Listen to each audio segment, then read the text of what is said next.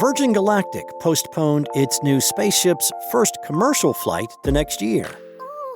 FlightAware dropped its lawsuit against Kalshi after just one day. And Meta will give away 15,000 AI glasses to blind and visually impaired people in Ireland. It's Thursday, August 13th, and here's a quick look at some of the news happening in the sphere of tech this morning from Engadget.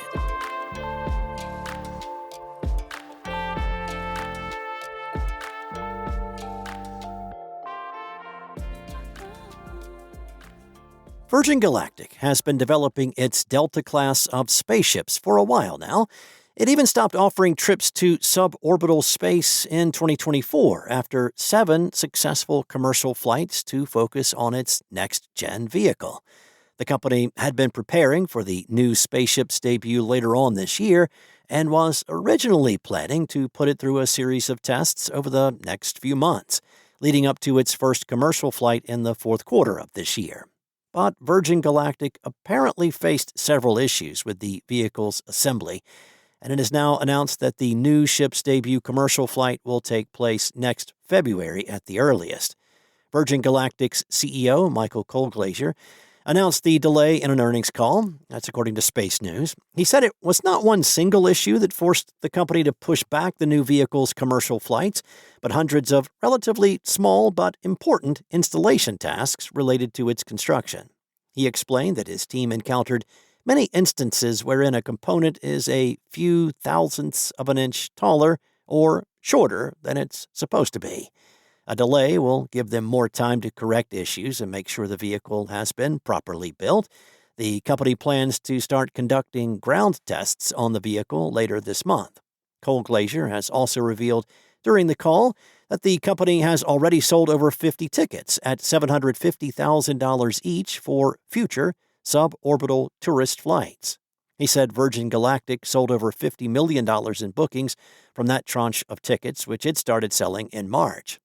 Despite the delay, the CEO expects the company's financials to be just fine. He said a second spaceship is already in production and is scheduled to also be used for commercial flights sometime in the second quarter of 2027. The company, he said, intends to launch 10 flights a month by the end of that quarter. And by the way, we keep calling the new vehicle just the spaceship because it's yet to be named. Virgin Galactic has opened a poll where people can cast their vote on what they want the spacecraft to be called.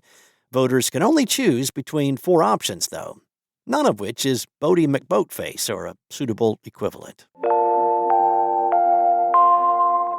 Well, yesterday on this podcast, we told you that FlightAware, the flight tracking company, sued Kalshi, claiming the prediction market platform was using flight data to run a gambling market.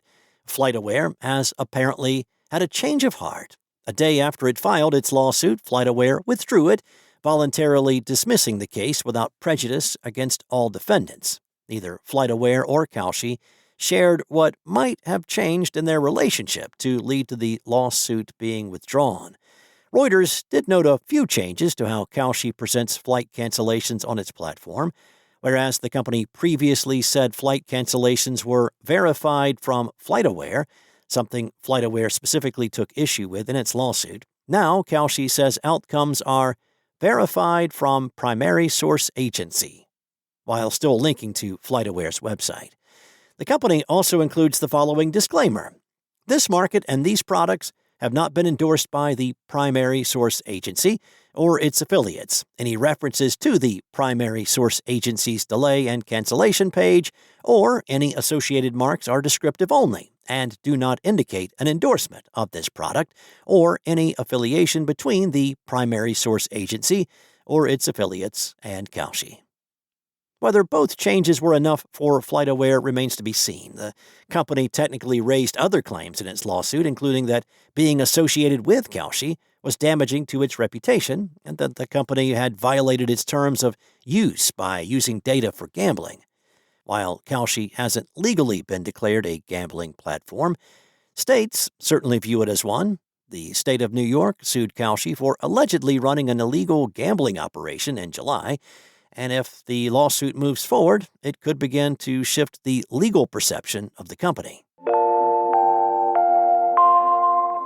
Meta is handing over 15,000 Ray-Ban Meta glasses to Vision Ireland, the country's national sight loss charity.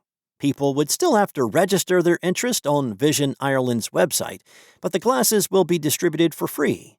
Meta says those 15,000 pairs are enough for every blind and visually impaired adult the charity supports. The company has been getting a lot of criticism for its AI glasses because they could be used to surreptitiously film people without their consent.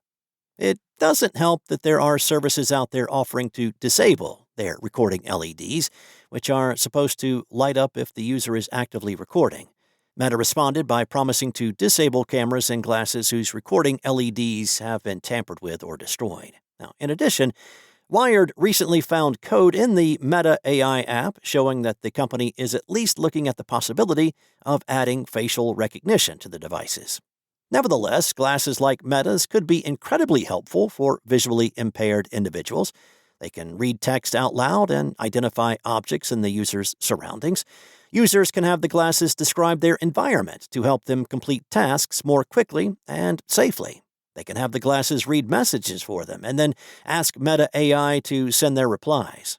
Meta also teamed up with the Be My Eyes network so that users can call volunteers through their glasses. The Be My Eyes volunteers can then help them with simple tasks like, choosing an outfit or finding the right kind of milk in the grocery store.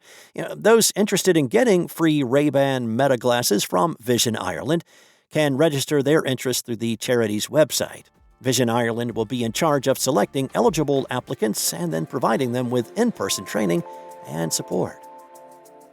Thanks for listening. There's a lot more tech news at Engadget.com. This episode featured journalism from Mariella Moon and Ian Carlos Campbell. Enjoy your day. I'll be back tomorrow with more tech news from Engadget.